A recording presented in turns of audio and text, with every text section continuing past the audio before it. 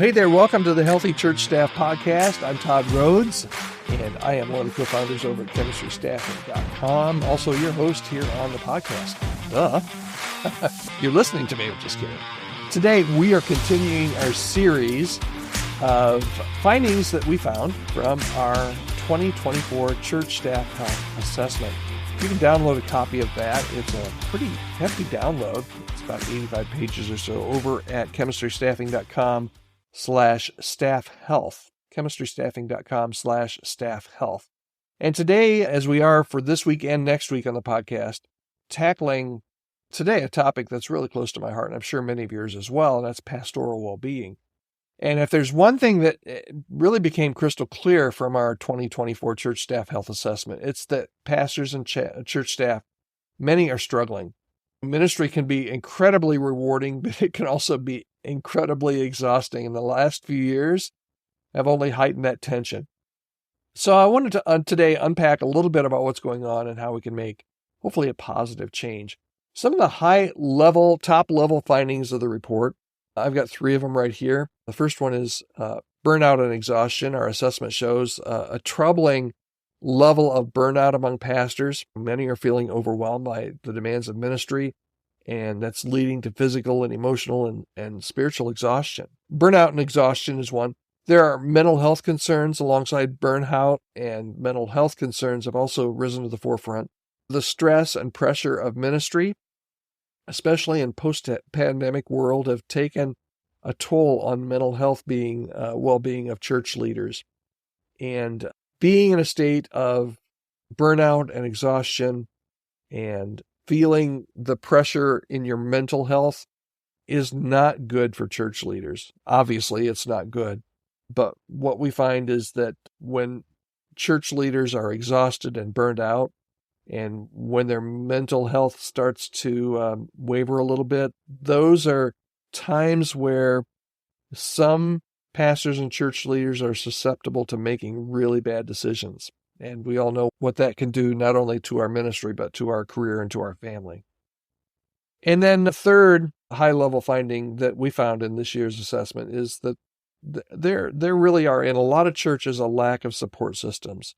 There's a lack of just adequate support systems for pastors in general and staff members.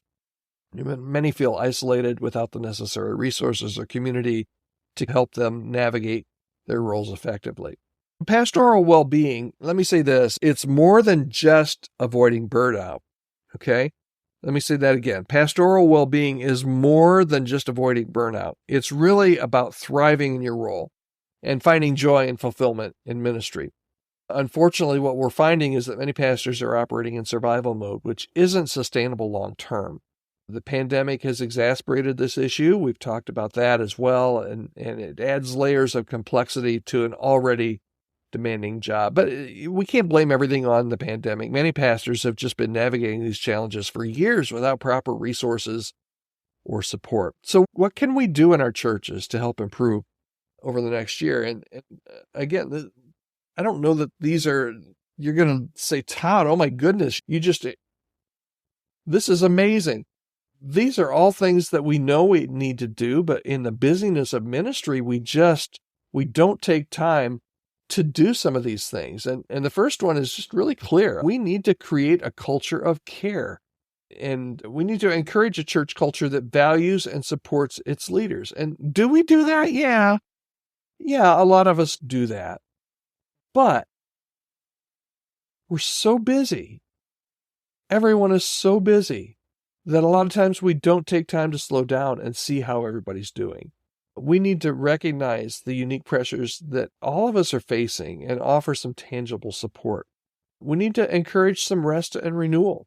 We can't go 24/7 all the time. Pastors need time to recharge. Your staff, and it's not just the senior pastors that need a sabbatical or time to recharge. Staff members are going full bore, a lot of them, and they need time to recharge. So we need to encourage vacations. I hear all the time of staff members that have 4 weeks of vacation accrual. Tell people you got to take vacations. You got to take days off. My son's at a church where they have, I don't know if they call it a mental health day or what exactly they call it, but it's 1 day a quarter. So 4 days a year, 1 day a quarter, they say, tell us when this is going to be, but just don't show up in the office. Don't do anything ministry related. Go take a mental health day. Go take a day where you can do something that you enjoy and get away from the pressures of ministry. And I think that's just absolutely brilliant. It's a really great way to be able to provide something that doesn't cost your church anything. And a day off to do something like that is going to refresh and renew people in such a way that you're going to get that day back in spades probably. So encourage that rest and renewal. And here's your bottom line for today. Pastoral well-being, it's not a luxury. It's an essential for church health.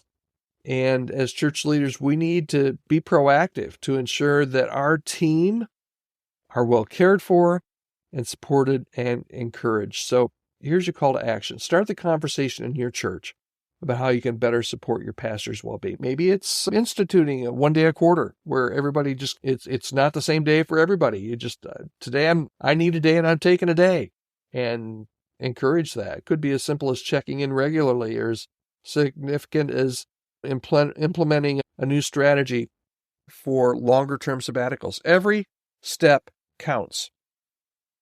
So I hope this is helpful to you. And actually, I would love for you to download a copy of the Church Staff Health Assessment. You can do that at chemistrystaffing.com/staffhealth, chemistrystaffing.com/staffhealth. It seems like I'm only highlighting so far this week the negatives. We're going to get to the positives, believe me, because there's a lot of positives as well that we found in our Church Staff Health Assessment. But again, you can download it at chemistrystaffing.com/staffhealth. And if there's any way that I can help you, we actually have this year a local church staff health assessment, and which will see how your staff, how your leadership team, how your elder board or your governing board, how healthy they are, and compare that to the national averages. And if you're interested in finding out a little bit more about how that report could help your church as well, you can reach out to me, podcast@chemistrystaffing.com, podcast@chemistrystaffing.com. All right, thanks so much. I will talk to you again right here tomorrow on the Healthy Church Staff Podcast.